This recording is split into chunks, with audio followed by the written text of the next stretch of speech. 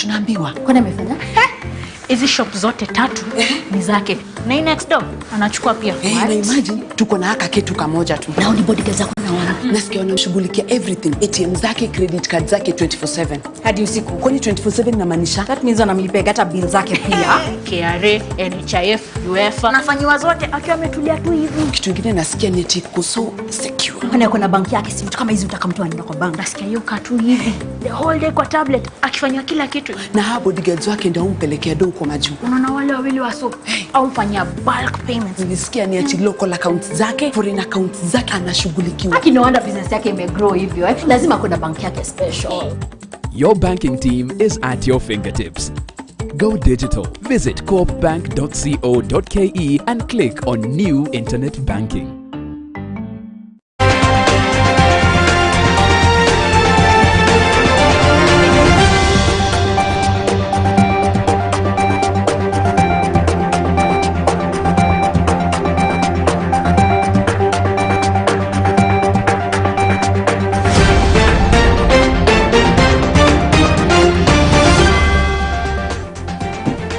Thank you for joining me this evening and welcome to Maisha Prime.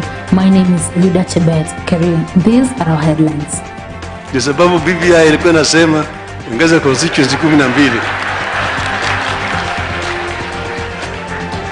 Nairobi. Sasa siongei leo juu ya mambo ya BBI, maana iko huko mbele mahakamani. It is reggae, reggae, reggae. Raila revives reggae tune as he mourns Mzee David Kamau Waweru in Kangemi.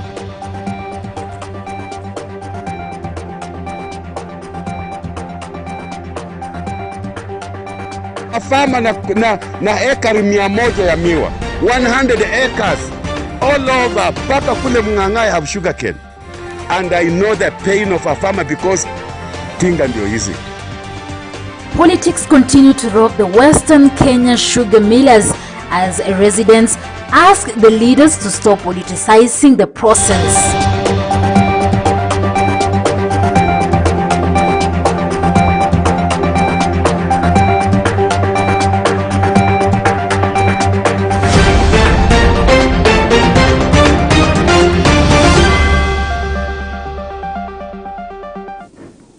Welcome.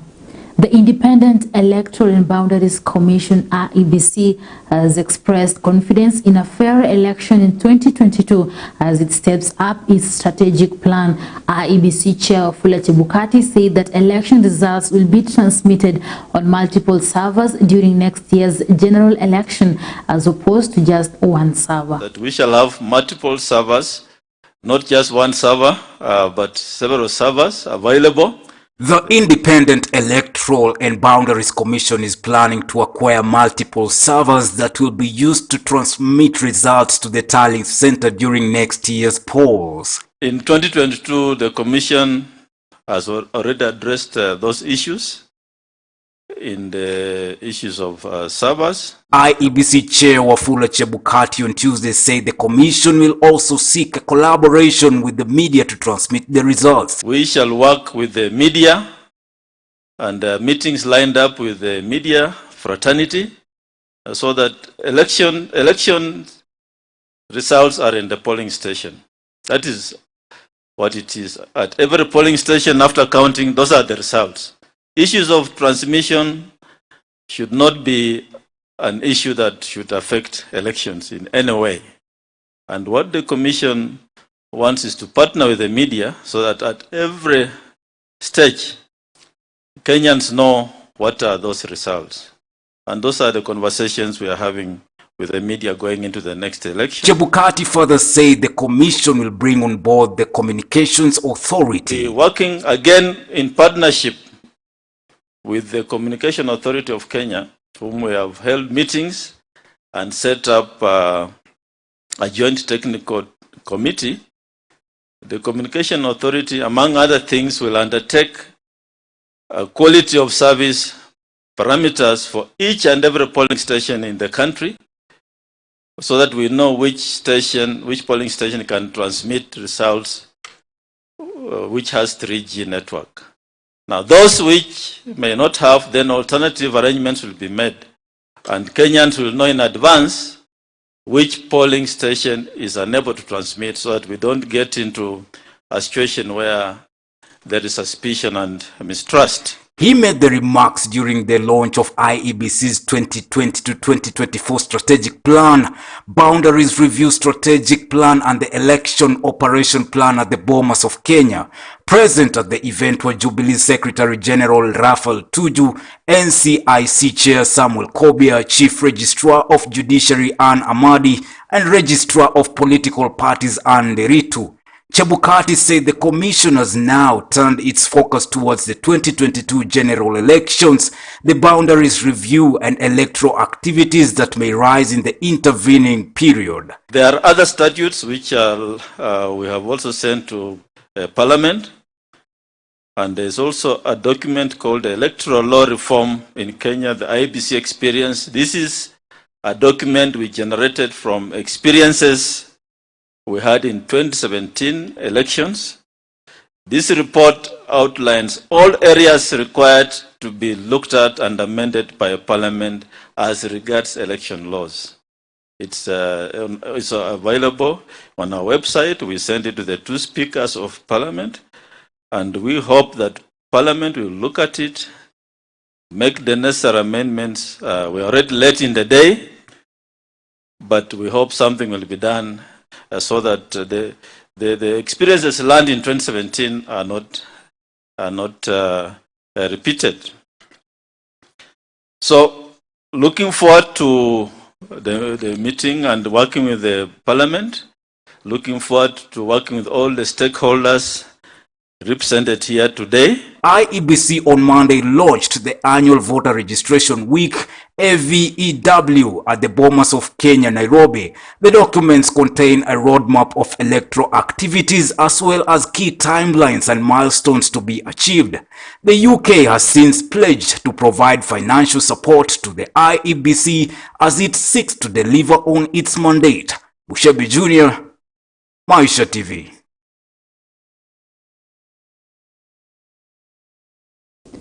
And politics continue to rock Western Kenya sugar millers with the ongoing tussle over the leasing of assets of Mumias Sugar Company and the ailing Zoya Sugar Company. These, as sugarcane farmers drawn from Western Kenya, continue to urge leaders to stop meddling in the Mumias Sugar Company leasing process. Speaking in Misihua, the devolution CS Eugene Malwa warned politicians of what it termed as interfering in the sugar sector recovery plan that has now become a center of politics in Western Kenya region, discouraging potential investors. MCA wetu ameguzia hapa mambo ya miwa, na wengi hapa Bungoma ni wakulima wa miwa, wengi Kakamega, Western yote uchumi wetu unategemea kilimo cha miwa. Na wakati viwanda vyetu vya sukari havifanyi vyema, mkulima anaumia. The entire lake region all the way mpaka kule Nyanza. He called on area leaders to burn their differences and come up with proposals that will enhance the recovery of the sugar sector. Hii Nzoia, ukienda Mumias, Muhoroni, Soni, Miwani zote ziko na shida. Shida imekuwa zaidi ni management ya hizi factories. Watu wanafikiria mali ya umma ni mali ya kuuma tu, yani unauma na unaenda. Badala ya wewe uuze hiyo miwa umeletewa na mkulima, baada ya siku 7 ulipe huyo mkulima haki yake, jasho lake. Unapata hata mfanyikazi wa hiyo kiwanda halipi kwa miezi karibu 6. Hiyo ndio sababu tuliunda hiyo task force na wakatoa recommendations. Tuko katika hali ya kutekeleza hayo marekebisho ili tusuluhishe shida ya miwa hii Western, Nyanza na Kenya nzima. Wamalwa said leaders need to sit together and find lasting solutions for the ailing sugar industry that has been the economic backbone of Western Kenyan communities. Zoya Sugar Company ni kama mtoto wetu tumeguza sisi wenyewe. Today you are here as leaders of this country, as sons of the soil. Nyinyi tuambieni sisi tufanye namna gani? Despite of the changes we are making in Zoya Sugar Company, Zoya Sugar Company haina pesa, ina madeni. Shida yenye iko ni kutolipa mkulima. Shida yenye iko sukari tunakata miwa inaenda huko from 2019. Sisi bado tunaumia. Wamalwa was reacting to a request made by Mila Masungu, who is the Misihu ward member of County Assembly, who called on the CS to appeal to the president to intervene in bringing sanity to the sugar industry. This comes barely a day after sugarcane farmers drawn from Western Kenya asked leaders to stop meddling in the Mumias Sugar Company's leasing process. Led by Kenya Association of Sugar and Allied Products Secretary General Peter Odima and his counterpart from the Kenya National Federation of Sugarcane Farmers Simon Wasechere, the farmers claimed the Kakamega chief Wycliffe Oparanya has been pushing Mumias Sugar Receiver Manager to ignore Senate's directives requiring re-advertisement of the takeover bid. However, over the weekend, Oparanya appeared to discredit the decision by Senate's Agricultural Committee as he claimed that the senators had no power to direct the receiver manager, Mr. Rao, on how to proceed with the process of the lease. Maisha TV. Drama was witnessed at the Makadara sub-county headquarters in Nairobi's Eastland area after Good Samaritans who rescued an infant thrown along Gong River in Mukuru Kwa Ruben were brushed off by the Children Department office. The residents from Mukuru Kwa Ruben community camped at the headquarters demanding accountability of the whereabouts of the infant. Government officers should act in a manner that leaves dignity to the community. Kwa chifu ni wakati nienda Monday, wadielo wakaniambia niende Makandara hiyo siku nyingine the following day. Vile hawakuna kitu walinipatia hiyo siku, waliniambia tu niende atina mdomo na wamepiga simu huku Makandara. Sasa baada ya hayo kukuja huku Nilikuja nikaulizwa tu maswali tu, alafu nikaambiwa yao imeisha na niwage mtoto hapo. Na wakaniambia ati yao yameisha, mtoto amefika kwao. Nikauliza mbona? Kwa nini msipatie mtoto nirudi naye? Sababu mimi nilikuwa nakuja mnishughulikie ndio niweze kupeleka mtoto hospitali kama ni kliniki. Akaniambia hiyo imeisha na ni hivyo na hivyo. Na hakuna kitu madam wa huku, ofisa wa huku alinipatia ya kunionyesha ati kama kuna mtoto nimeacha hapa. Na kwa kijiji sasa hata karibu ni uwawe huko. Watu wakitaka kujua mtoto nilipeleka wapi, kwa sababu kila mtu alikuwa anajua nini mimi niko na mtoto. Unaona? Sasa mtu anakumbana ati mimi nimeuza mtoto. Sema hapo awali ni kwamba mtoto tuliokota kando ya Ngong River na tulikuwa watu wengi, lakini tukaamua mtoto akae na mama mmoja mwenye tukaambia mama afuate ile sheria iko, aende polisi ya report, akaripoti, akapewa OP. Alafu sasa ikafika mahali akaambiwa huyu mtoto lazima apeleke kwa children's home, kwa children's office department Makadara. Sasa vile alikuja hapo ndio maneno ilibadilikia. Aliambiwa aweke mtoto hapo na arudi. Na sisi tukataka kujua mbona apeana mtoto bila kupewa karatasi hata ya kuonyesha huyu mtoto ni wa kuokotwa na aliokotwa mahali fulani na mwenye alimwokota ni huyu, na hii ndio tumemwachia kama dhibitisho yeye ndiye alileta huyu mtoto, in case hata ile siku nyingine anataka kumuona aweze kumuona. Sasa shida yetu ilikuwa hiyo, hata kufika jana ndio maana tulikuja kwa hiyo ofisi. Tukaambiwa sisi kama wananchi hatuna haki hata kidogo ya kujua venye huyo mtoto anakaa. Na sisi wenyewe ndio tuliokota huyo mtoto. Not allow government officers to act in a manner that demoralizes the same community that is doing good. In this instance, this community did well to save a life. This is a life. We are talking about a life here. The community did well. Is that the feedback? Should that be the feedback? When you do good, we expect good. So, we understand we cannot be given the child to take care of the baby as it is within the law. But let's be given the formal information so that we avoid that thought of ameuzwa, ameenda, and you can even see what is happening here. No one wants to talk to us. If it is something official, why is it that no one is coming out? Children officers are here. The ODM party leader Raila Odinga has vowed that the Building Bridges Initiative BBI is still on even after the High Court declared the process to change the constitution as null and void. Raila, who popularized the clamor for political change by referring to BBI as reggae, was speaking during the funeral ceremony of David Waweru, the father of Richard Ngatia, president of the Kenya National Chamber of Commerce and Industry. Tumekuja kwa sababu kuna majonzi. Former Prime Minister Raila Odinga today joined the family and friends of Mzee David Kamau Waweru in Kangemi in a final farewell service. Mzee Waweru, also known as Wak Kamau, is the father to the president of the Kenya National Chamber of Commerce and Industry, Mr. Richard Ngatia. Mzee Waweru was described as a respected elder whose wise counsel and leadership will be missed by the Kangemi ward community. David Kamau Waweru.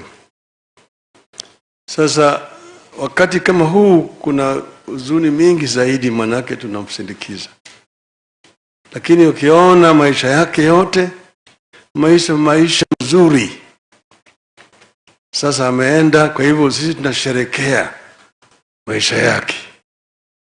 Manake maisha ya kingwana, tena amechangia kupigana na maadui makubwa yetu ya ugonjwa, ujinga na ufukara. Raila Odinga, accompanied by several leaders, paid their respects to the fallen hero. I stand here today and I've come here because of my friend Richard Ngatia. Ilikuwa wakati hata mimi wakati tulipoteza mzee wetu, Richard akasimama nasi kama familia ya mzee Moi. Ndio nilikuwa, I had a plan to leave the country yesterday, but I said I cannot go because lazima hata mimi nisimame naye. In his speech, Mr. Odinga also said that BBI will be back since the courts only placed the constitutional change process on half-time again. But we must also recognize the needs and the rights of the indigenous people. Wakangemi kwa mfano.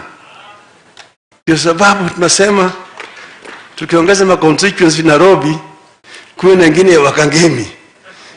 Wakangemi wanasimama pale. Hii inawezekana.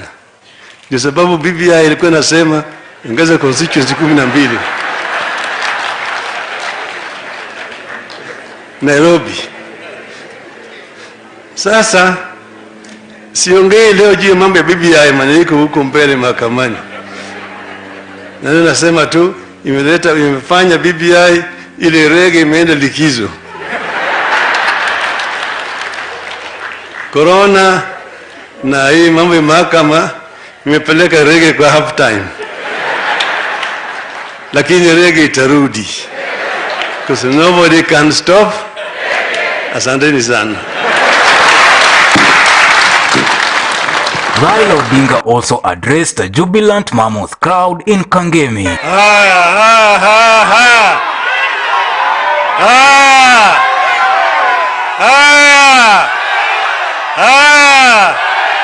Vijana we! Vijana we! Wamama hai! Warembo pang! Vijana mko tayari? Mko tayari? Tulikuja hapa kwa maombolezi. Ndio sababu tumekuja. Lakini mnajua wakati huu wa COVID hata kuna marufuku. Lakini hatuwezi kupita bila kusema jambo. Sivyo? Hivyo nimesema pale ya kwamba mambo ya BBI itaendelea mbele. Pale mahakama na COVID imepeleka rege kwa half time. Lakini rege itaendelea. Ama sivyo? Tunasema rege itaendelea, wapende wasipendelee. Nobody can stop. Nobody can stop. Maisha TV.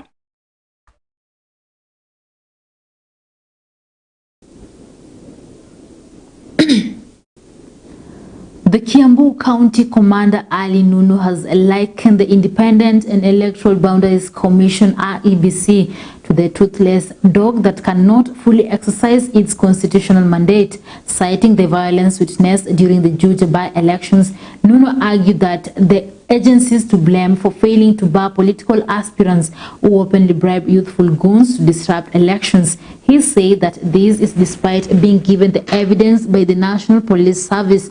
Nuno spoke during the launch of the strategic plan meeting for the upcoming Kiamba and Muguka by-elections in Kiambu County. Na ndio sababu komanda hapa amepanga mambo ya usalama. Going forward tutaenda na mikutano ya kupanga pamoja. We want to plant this thing together so that we don't hear of supply of security officers, of a deployment of ABCD. We have finished the recruitment process of the presiding officers and the clerks, which we are waiting now for the training that is going to happen next week. Now into matters education. Education CS Professor George Magoa has today disclosed some schools unexpectedly got thousands of applicants from the KCPE 2020 candidates. Speaking during the launch of the 4-month selection results in Nairobi, Magoa revealed that Nanyuki Boys High School as the most selected school by the candidates. The CS stated that students who scored 400 and above were placed in the national schools and the extra county schools of their choice. The CS also announced that Form 1 students will report to school on August 2nd, 2021. National schools, girls that are admitted there are 17,406, boys 18,848, total 36,254. SNE girls 536, boys 1,291. I would like to ask my handlers to find out whether could there be girls with SNE that we are not picking from the population. This difference is very big. Total 1,829.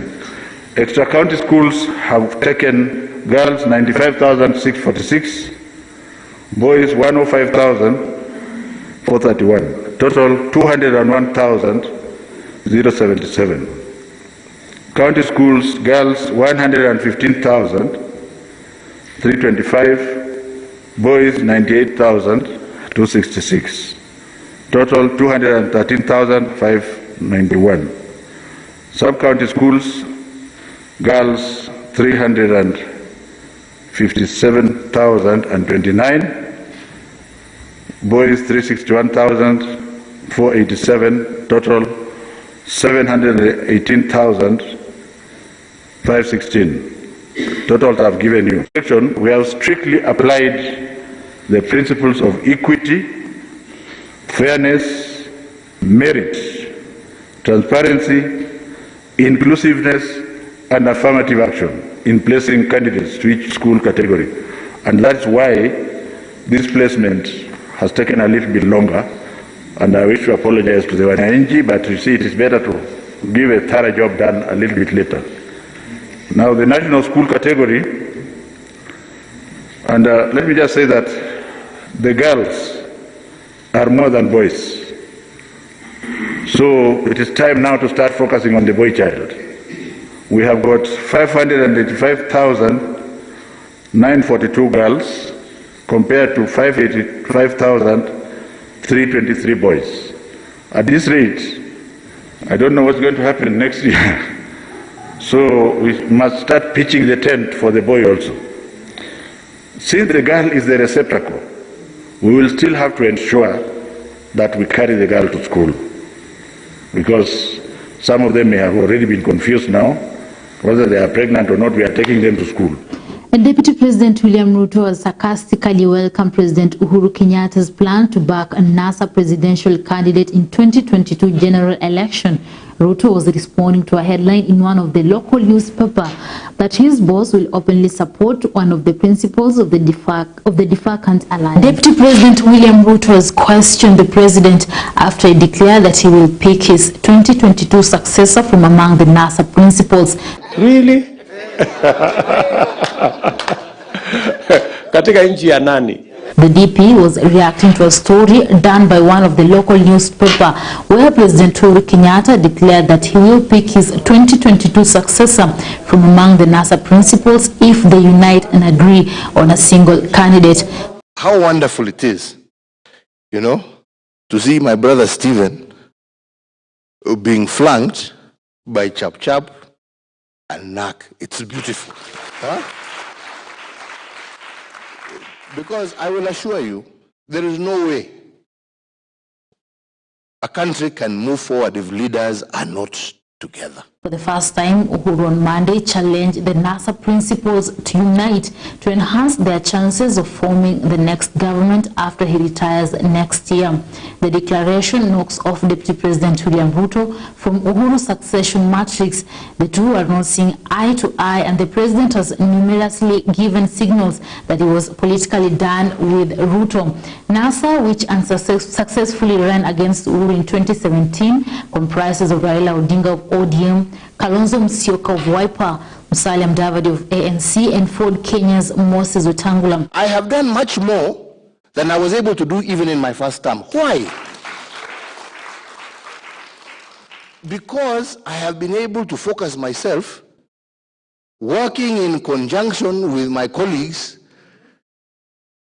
and being able to focus on the development agenda, not the political agenda. It is not about where you are. It is about where we are. And the minute you start talking we, that is the basis of success today and into the future. So please, just as we are here today as we. Speaking at State House, Nairobi, where he held talks with elected leaders from the Ukambani region, who say the unity of the NASA chiefs will determine if they will form the next government.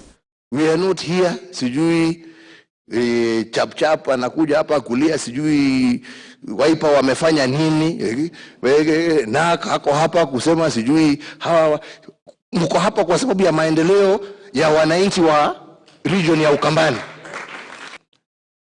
Na ndipo tulikuwa tunasukuma BBI. BBI sio ya kutafutia mtu kiti. BBI ilikuwa kuhakikisha ya kwamba every part of this country ijisikie iko ndani ya serikali.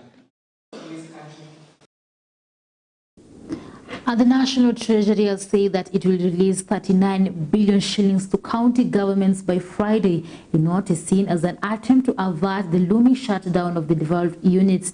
CS Ukuriatani told senators on Tuesday that his ministry will endeavor to disburse the funds to clear April and part of March arrears. Yatani spoke a day after governors threatened to shut down the counties if they did not receive their allocations by Friday. We are confident that our funding has been falling behind our expectation because of a few of the logistical challenges. But we are expecting. In response to the governor's threat to shut down counties next week, citing lack of funds to run operations, Treasury CS Ukur Yatani has responded to the call by promising to disburse 39 billion shillings to county governments by Friday this week. And hopefully by end of Friday, we want to disburse about 39 billion. And that will be full amount for April, which is about 28.5 billion, and about 10 billion, about 9.9 for balance for March. Therefore, we'll be remaining with 2 months. And the 2 months, we want to also struggle and try to settle the amount for the month of May, which is about 25 billion. Through the Council of Governors, the county chiefs lamented the delayed disbursement of cash by the National Treasury, crippling operations and delivery of critical services to the residents. Counties stigmatized for failing to offer critical services, and especially now in the face of COVID-19 pandemic, for what is beyond them. While Kenyans continue to demand services from the county government, operations at the national government continue uninterrupted, owing to timely financing from the National Treasury, while those operations in the counties are slowly grinding to a halt. COG Chairman Martin Wambora said the Treasury was yet to release 102.6 billion shillings to the 47 counties, with only 2 weeks left to the end of the financial year. As such, they had given an ultimatum to the Treasury to release the cash by Friday, or they would shut down the counties. Unfortunately, if the National Treasury fails to release the required funds, counties will not be able to offer basic services, thereby forcing suspension of services or a total shutdown by 24th June 2021. Governor Wambora broke down the 102.6 billion shillings as 3.5 billion shillings owed to Nairobi County Government as arrears for the financial year 2019-2020, 2.6 billion shillings owed to Nairobi County Government for January, and another 1.4 billion shillings for February. 14.4 billion shillings is also owed to 25 county governments for March, while 28.5 billion shillings is owed to 47 counties for April, 25.3 billion shillings for May, and 26.9 billion shillings for June. Remaining with May and June. We also want to struggle and clear significantly the amount for disbursement for May. It's very likely that the amount for June will most likely go to the next financial year. And we want to disburse about 39 billion. And that will be full amount for April, which is about 28.5 billion, and about 10 billion, about 9.9 for balance for March. Therefore, we'll be remaining with 2 months. And the 2 months, we want to also struggle and try to settle the amount for the month of May, which is about 25 billion. And if you look at that, more or less I really don't think they will suffer so much, because if you look at the national government, we have now accumulated exchequer requests of huge amount that we are not able to fund. So there's no preferential treatment given the county government, given the national government. The COG chairman hence stated that owing to this, counties are unable to meet their statutory obligations and fiscal responsibilities such as payment of employees' salaries, remittance of employee statutory deductions, payment of suppliers eligible pending bills, implementation of development projects, and derailed response in the fight against COVID-19 pandemic. Maisha TV. Huduma number card distribution exercise in Trans Nzoia County has hit a snag. This follows challenges in locating recipients of the cards within the region. The local leaders in the county plan to embark on door-to-door exercise in the hopes of getting the cards to their rightful owners. They are encouraging the locals that have yet to collect their cards to do so at their nearest chief's office. Vitambulisho hivi zote zimeletwa katika eneo langu, na katika hali hiyo inakuwa changamoto kwangu kuwafikia watu ambao walihama kitambo na kuwatafuta. Huenda hata walibadilisha namba ya simu au kuweza kupata message. Kama kuna mtu ambaye jina inatamkwa ama anatafutwa wapatikani, basi tunaomba wananchi tushirikiane kwa pamoja ili tujue kama ni mtu alikuwa mahali na amehamia wapi. Tunatembea tu kwa kila estate. And the World Health Organization has sounded an alarm about Africa being the next region in the world to see an impact of the COVID-19 pandemic. In the daily COVID-19 update, the WHO's Director General Dr. Tedros Adhanom said that despite new cases declining globally, the steep increase in Africa is especially concerning as it is a region with the least access to vaccines, diagnostics, and oxygen. The steep increase in Africa is especially concerning because it's the region with the least access to vaccines, diagnostics, and oxygen. A recent study in The Lancet showed Africa has the highest global mortality rate among critically ill COVID-19 patients, despite having fewer reported cases than most other regions. The risks have increased for people who are not protected, which is most of the world's population. Right now, the virus is moving faster than the global distribution of vaccines. Our shared goal must be to vaccinate at least 70% of the world's population by the time the G7 meets again in Germany next year. To do that, we need 11 billion doses. The G7 and G20 can make this happen. I welcome the support expressed by the G7 for WHO, the ACT Accelerator, and the idea of a treaty on pandemic preparedness and response. Well, ladies and gentlemen, that's all we had from Maisha Prime News. My name is Rida Chabet Karim. Enjoy your night.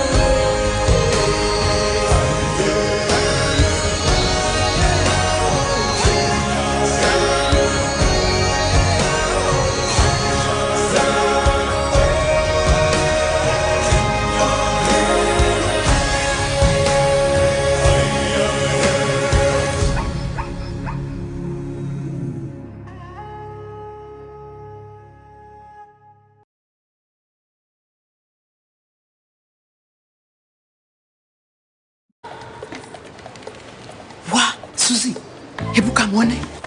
Yule dem tulikuwa tunaambiwa. Kwani amefanya?